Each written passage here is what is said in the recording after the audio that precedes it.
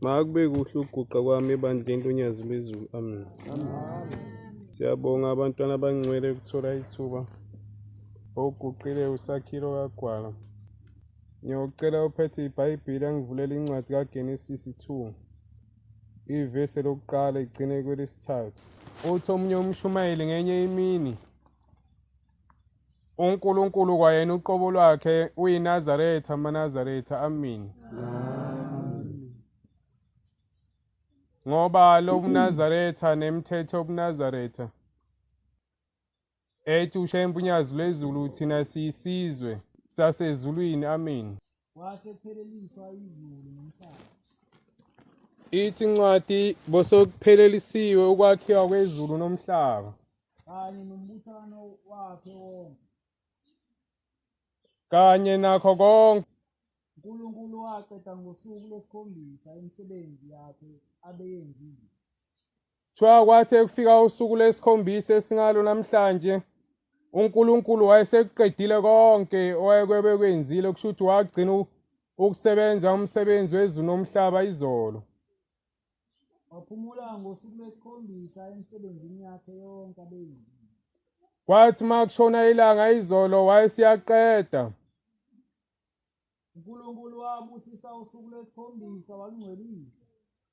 Kwathi meyiphumula ngalolu suku lanamhlanje wayesekwenza umthetho kusukela ngalelo langa, ukuthi lolu suku lwanamhlanje ngoba yena waphumule uNkulunkulu, nathi singabantwana siwumfanekiso wakhe uNkulunkulu komele siphumule ngalo. Ngokuba ngalolu suku waphumula emsebenzini yonke abeyidalile uNkulunkulu wayenza. Amen. MaNazaretha. Ngakho masilapha amaNazaretha asidukile, kepha sisenkolweni enkulu yasezulwini. uNkulunkulu yena wayekhanda aqobo lwakhe kudala. Isihlabelelo sika 101 ivesi lokugcina sithi, Jerusalema, Jerusalema, mina benguthanda kangakanani ukubuthela abantwana bakho phansi kwamaphiko ami, kepha awuvumanga, sengushiya uchithekile. Okusho ukuthi MaNazaretha, uShembe wayekhethe ikhonzi zakhe nenceku zakhe nendodana yakhe uJesu Kristu kwaIsrayeli, ngoba kubhala yena la MaNazaretha esuka eJerusalema emthandazweni wesabatha, uthi nigcine imithetho yami. Akasho ukuthi imithetho kaMoses, kepha uthi nigcine imithetho enganilobela yona, okusho ukuthi kwakubhala yena uShembe kuleya mithetho ngenceku yakhe uMoses. MaNazaretha. Amen. Uthi kulesihlabelelo sengiyakushiya uchithekile. Kuthiwa ngenye imini kwabonakala uShembe esizibeni. Ukukholwa kwasezulwini-ke MaNazaretha kuyinto eyodwa yokugcina umthetho kaNkulunkulu, ukuthi ngoba sila emhlabeni siyeduswa, siduswe ubala MaNazaretha, abantu bagcine bazikhandele onkulunkuluwana babo, noJesu bagcine sebazikhandela uJesu wabo, hayi lo kwaIsrayeli, badumise yena uJesu kodwa oyifeki. NamaNazaretha amanye igcine ezikhandela oShembe babo, badumise uShembe kodwa hayi wasezulwini, wasemhlabeni. Bese kuba ngathi inkolo ziningi phansi komhlaba, kanti inkolo yodwa, inkolo yobuNazaretha eyakhanda uNkulunkulu esezulwini. Wagcine yena aqobo lwakhe wehla wazoba umuntu ebantwini, wazoba uShembe MaNazaretha. Amen. Uthi uJohane kwisambulo, ngabona izulu elisha lehla. Uthi uJesu ebuyele ezulwini, indodana kaNkulunkulu, uShembe unyazi lwezulu. Uthi kuzoba khona umoya ongcwele ozohlala nani ingunaphakade. Ilokho esikubonayo MaNazaretha. uShembe umoya ongcwele ohlezi namaNazaretha ingunaphakade. Amen. Kwakhe kwenzeka ngenye imini, uthi ubhombela abantu abami ngilungiselani ihashi ngiyahamba ngeGoli ngiyolanda umfundisi. Base baliphakela ihashi balibophela. Lihashi elihambayo. Uthi uBhombela okuthiwa wasiyahlala isikhashana. Kwabonakala ihashi lijuluka. Kodwa limile lingahambi. Kwathiwa emva komzuzwana wathi ethi uBhombela abantu bami ngibuya khona. Sengibuye eGoli. Abebehleli noBhombela base bamangala ukuthi kanti kuShembe kwenzakalani. Sinaye kodwa uthi ubuye eGoli. Kwase kudlula insukwana kwafika umfundisi waseZayoni. Uma efika lo mfundisi uthi ngivela eGoli. Usethi uShembe uBhombela batshele mntanami ukuthi sibonane kuphi. Uthi lo mfundisi kufike uShembe wathi uShembe wayesenginika ithikithi lebhasi ukuthi ngizofika ngigibele ngehle endaweni ethile bese ngiphinde ngiyagibela. Wathi thina siyohlangana naye la ngizohlangana naye kule ndawo. Amen maNazaretha. Lokho kukhombisa ukuthi uShembe uNkulunkulu. Amen. Ngoba uShembe lo esihlangane ngaye namhlanje uyakwazi kube emagumbini amane omhlaba eyedwa, ebezulwini ebemhlabeni eyedwa. Kepha maNazaretha lokho esikubona emhlabeni kukudukiswa. Ngamadoda nje athi ehleli abona ukuthi enkolweni kaNkulunkulu engcwele awazuzi lutho.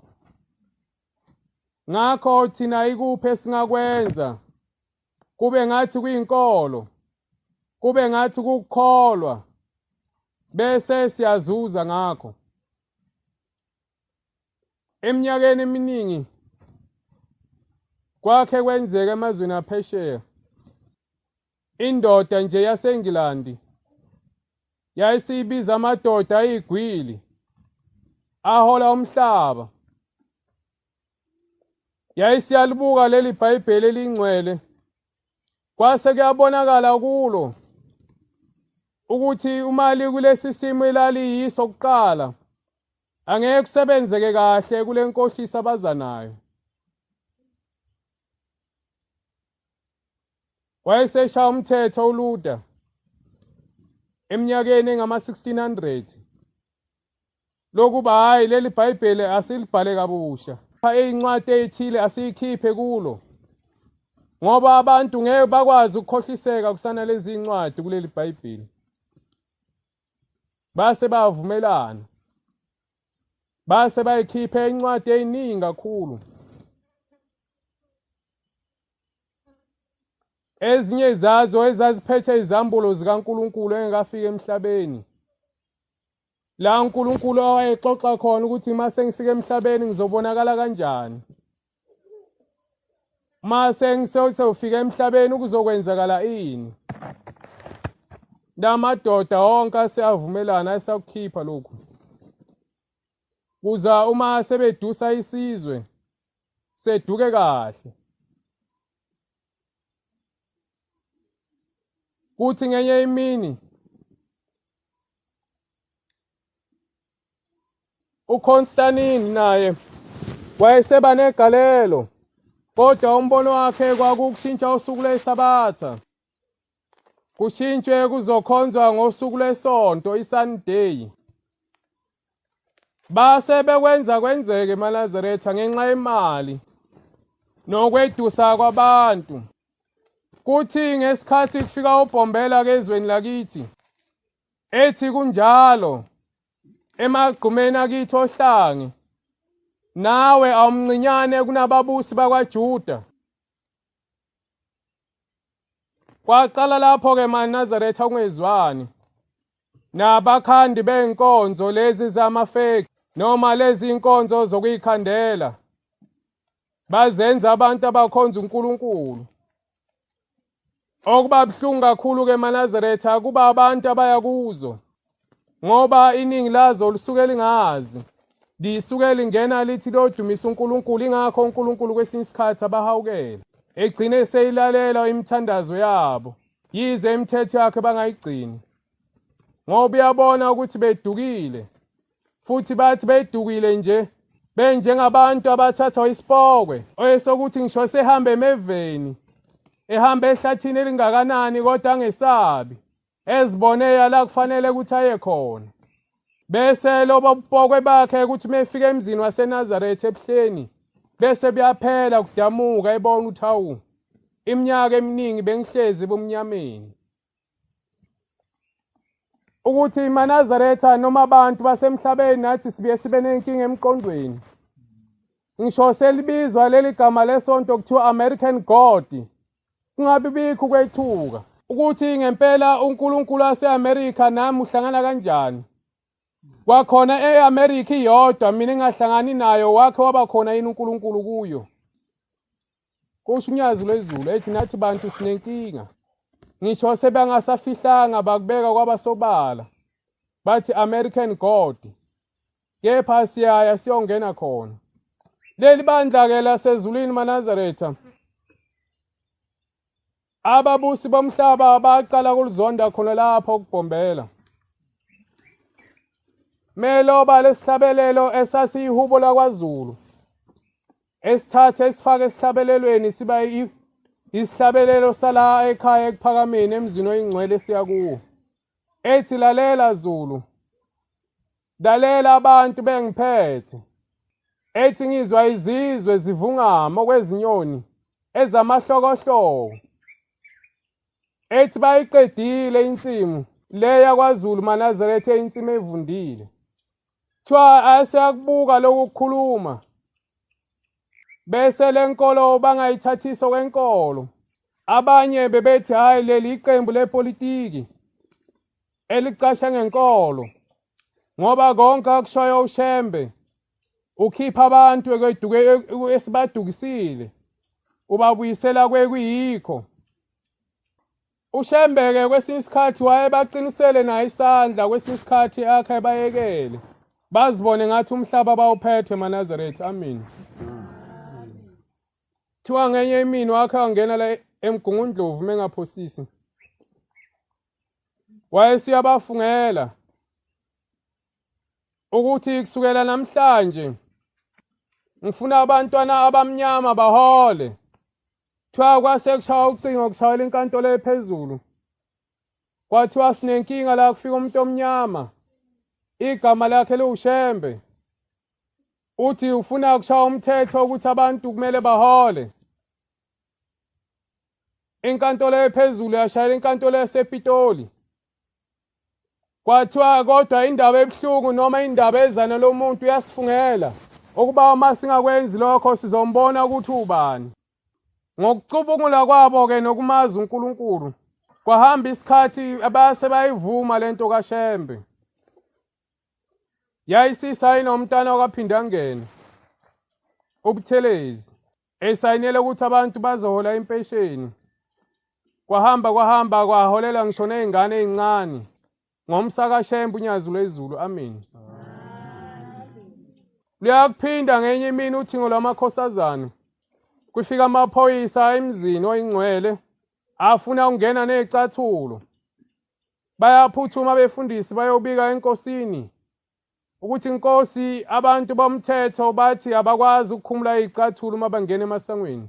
Bafuna ukungena nazo emthethweni wabo uhlezi ugqoka uniform ngokupheleleyo. Noma kungabe ukuyiphi indawo. Usethi umfundisi ungithi uNkulunkulu wayesiyasiphendula ukuthi akunankinga. Bangangena nazo izicathulo ethempeleni ngeke kube nankinga. Kepha into ezokwenzeka uShembe yonke into ethi phoyisa emhlabeni wonke waseSouth Africa uzoyiqeda. Uthi umfundisi ungithi ngase ngifika ngiyasishubisa nami isingisi. Ngase ngifika ngiyabaphendula ngamazwi asho uShembe. Uthi sabona izicathulo ezikhumula lamadoda.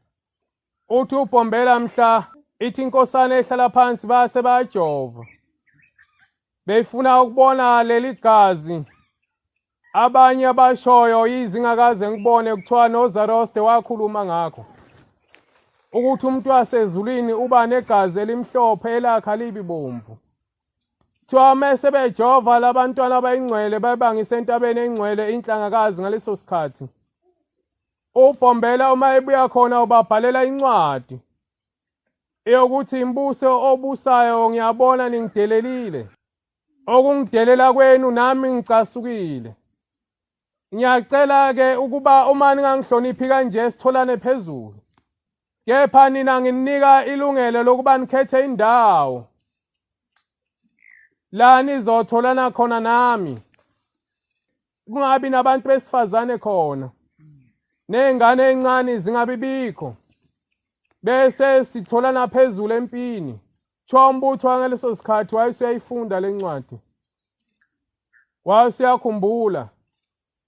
Mhlambi bese babukezela nasencwadini ezaba khona kwaIsrayeli ezokuthi uNkulunkulu wayebulala abantu ngemzuzwana abaningi kungabi indaba zalutho futhi engazwa abhlungu ngenxa yokuthi bebedukile emthethweni wakhe. Leya nkolo kwaIsrayeli ke eManazaretha yayinzima kakhulu. Iyasho insizwa eqeda ukuhlala phansi. Ngoba ngisho izitsha kuthiwa zingabukwa. Kepha abantu bagcine sebezibona. Abanye bagcine sebeyishutha. KwaIsrayeli kwakhe kwafa indoda. Ifela nje ukuthi eyithinte umphongolo wesivumelwano. uNkulunkulu wayeseyithatha emhlabeni yafa ngaleso sikhathi. Nayo yayiuthinte itshela ukuthi yenza kahle. Kanti kwawunabantwana bakhona uNkulunkulu wayebakhethile ukuthi ilaba abazokwenza lo msebenzi, ilaba abazokwenza lo msebenzi eManazaretha. Amen. Ngakho masilapha eManazaretha sisemseni kaNkulunkulu. uNkulunkulu onamandla onke. Oyise wabo bonke abamkhonzayo. Ohawukela yonke into. Baba wakho konke. Ithenye insizwa yakaZulu ngenye imini. Kwakhe kwenzeka kwenye indoda. Isisekuduze ekufeni. Ithi yasebona amanye amakhehle ephikisana. Amabili athi asimthathe. Elodwa lalamakhehle ngoba bemathatha athi hayi. Asimnikene elinye ithuba aphinde leyophila emhlabeni. Kepha leli lodwa ngoba libona ukuthi la amabili mhlamba azolehlula. La seliyashubisa ngombuzo. La selibuza lamakhehle amabili. Ukuthi lo mntwana ngoba uyiNazaretha.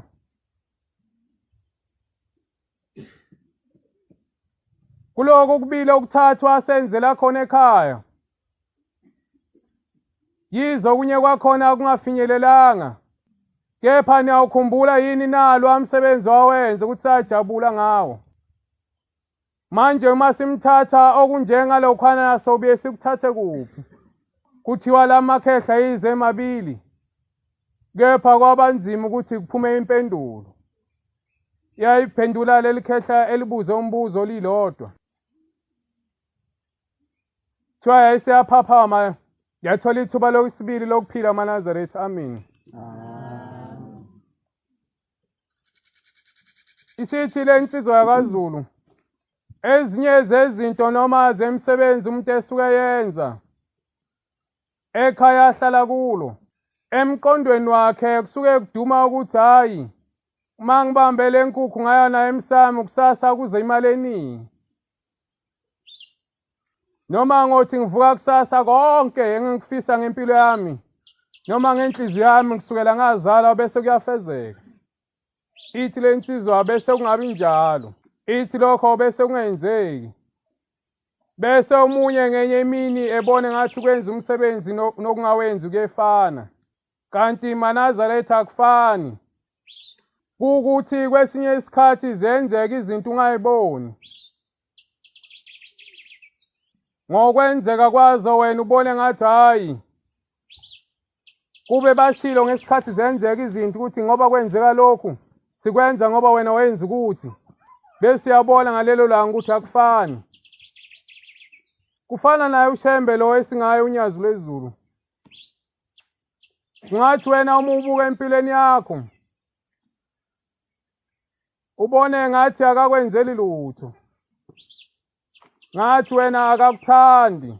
Kanti ezinye zezinto noma uthando lwakhe. Ezinye zezinto uzenza wena ulele ungaboni.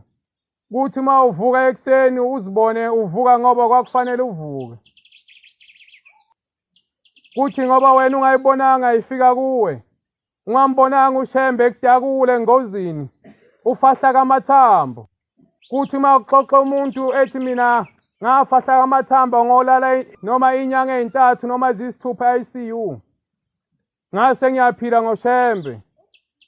Wena ngoba wakusindisa engozini ingakafiki, angafahla kamathambo akho, wangayigibela le tekisi ayizoginqika wagibela enye, ubone ngathi hawu uShembe mina akazange ngenzela lutho emhlabeni.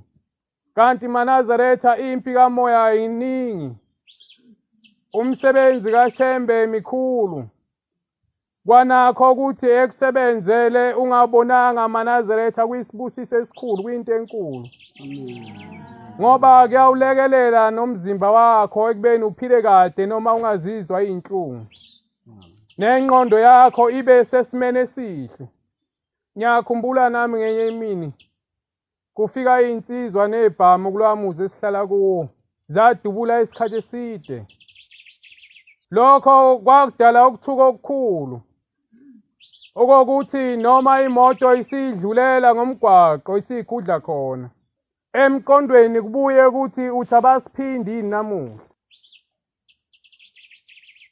Ngakho kuyasiza-ke maNazaretha uNkulunkulu kwenza leyo msebenzi yakhe emkhulu kangaka singayiboni thina ngamehlo.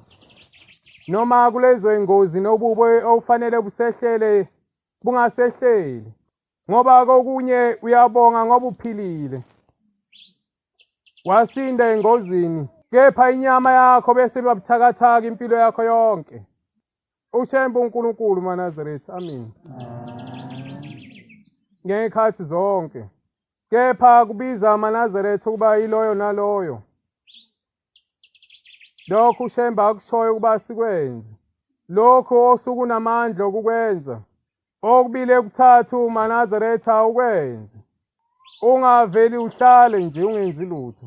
uNkulunkulu simkhonzisa okwenyanga noma isangoma, kanti yena uNkulunkulu ophelele ongaphezu kwakho konke. Kepha phezu kwalokho kuphelela kuyaye kube negaba zokuthi abantwana bami ngibatshelile ukuthi benze ukuthi ukuba asilondoloze. Ngoba kule nyanga esikuyo ephetha namhlanje ithi incwadi kaLevi 23 verse 4, ngosuku lwe-14 lwenyanga yokuqala kuyiphasika likaJehova elingcwele, elizogujwa yizizukulwane zezizukulwane kuze kube phakade. AmaNazaretha-ke ayesentabeni ayile kuleso sidlo sikaJehova. Kepha ukuqala kwalolu suku lwe-14 noma lokugubha lenyanga esihlangane ngayo namhlanje uJanuwari kwakungelula, kwakungemnandi, ngoba uNkulunkulu wayekhande isivumelwano nesizwe owayesikhulula ezweni laseGibhithe lokuthi sokuthi ngosuku lwe-14 wonke umuntu onempongwe, okuyimvu noma kwembuzi, okusekuncane okusenyakeni owodwa kuzelwe, uzokuthatha ekugcine ekulondoloze. Bese niyakunquma nikose nikudle kosiwe, ningalidli igazi lakho.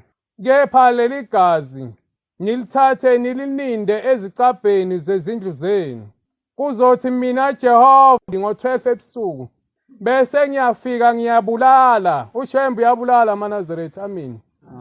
Bese ngiyafika mina Jehova ngibulala konke okwesilisa okwamazibulo alabantu abanithumbile noma kwalabantu abanihlukumezayo.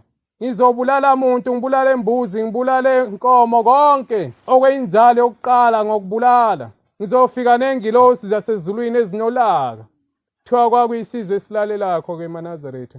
Wasethi uNkulunkulu lawo mazinyana ayimpongo kuyisidlo senu sephasika elingcwele. Base bekwenza-ke maNazaretha bangena emagunjini abo, bese bahlala khona. Dafika-ke lelo hora le-12 wayese uJehova uShembe umoya ongcwele owuThixo wakho konke, wase ababulala njengokusho kwakhe maNazaretha. Kwase kuba nesililo esikhulu, bavuka bathi hawu kanti uNkulunkulu mkhulu, uNkulunkulu unamandla. Ingakho wayesekhanda umthetho uNkulunkulu lokuthi lo mthetho uyogcinwa izizukulwana zezizukulwane kuze kube phakade. Yiwo lo uShembe unyazi lwezulu asasigcinisa wona namanje ngoba yena uNkulunkulu maNazaretha. Amen. Kwathi mase efike ezweni lakithi uShembe leli hora le12 walenza la umthandazo wasezulwini kuphela ngoba kuyisikhumbuzo zokuthi yena nge12 webulala izephulamthetho noma wenqoba izitha zenkolo yakhe engcwele. Ingakho namhlanje sisalisebenzisa ukuthandazela ukuthi uNkulunkulu akachithe izitha zobuNazaretha. Amen. Ngakho siyacela uNkulunkulu onamandla onke uShembe unyazi lwezulu ukuba abe ngakithi ngoba ukweduka kuyinto ekhona futhi nakho kujabula kakhulu uma kubambe umuntu oyinazaretha kuzibona kuyinile. Ingakho nasemkhunjini lo owawunoJesu kwabonakala isivunguvungu khona ngoba kwakubonakala ukuthi uma kuginqika lo mkhumbo noJesu ngoba kwenziwe into enkulu kakhulu sizoba swinile. Eminye enabadobe enanani vele siyayiginqa liphuma lishona sinankinga nayo. Ngakho nemoya emibi mayizibona izuzi iNazaretha isuke isebenze kakhulu izishayela ihlombe ngoba laba abanye abanankinga nabo bayazi sobathola inoma inini. Ingakho abanye bephila impilo yabo yonke beze bedlule emhlabeni umoya ungabazuzanga ngoba usuke ungabathungathi usuke uthungatha amakholo. Hayi laba sokuye sibabone ngabathola noma inini mangibafuna. Ecinga ikholwa igcine lo olula engasamtholanga ngenxa yokuthi uzikhandle kakhulu ngokuthola iNazaretha. Kwakhe kwenzeka nasehlemhleni yakwa-Israyeli ngomzuzwana nje omncane uMose enyukele entabeni bese bathi abantwana bebekhona anizama ukuqoqa konke okuyigolide noma okungamaringi noma kwamazinyo nikusondeze lapha ngoba uMose akasabuya sazi kwenzekaleni le ayekhona eyohlangana noNkulunkulu khona entabeni mhlawumbe usedlulile emhlabeni. Bangayilinda ngisho umzuzwana wokulinda bese bayikhandela isithixo sabo okwakuyithola legolide. Bathi kusukela namhlanje thina sizodumisa nali kuzoba yikho uNkulunkulu wethu. NakumaNazaretha kuyaye kufike leso sikhathi esinjalo sokube nabo abayikhandele uNkulunkuluwana babo noma sebefikile kulokho okuphelele bebe nakho okungaphelele abangafuni ukukulahla. Uthi uDanyeli ethandaza sebakhetha inkosi eyayibisa leso zisiwe ukuthi akukhonzwe yona insuku ezama-30. Uyaguqa uDanyeli ewindini ngehora lokukhuleka u4 no6 no9 bamthola uDanyeli uyathandaza ukuthi masingasuka kwenkosi singayaphi. Bamthatha uDanyeli bamphosa emgodini wawunengonyama ungcono wona ngoba wawunomkhawulo. Uthi uShembe kunomgodi onganamkhawulo. Mabamphosa kulomgodi uyafika kusasa oyinkosi yakhona thola usaphila uphilisa ukuthi ukholele kuNkulunkulu wakhe. Inkosi busiseni ukuzwile maNazaretha. Amen.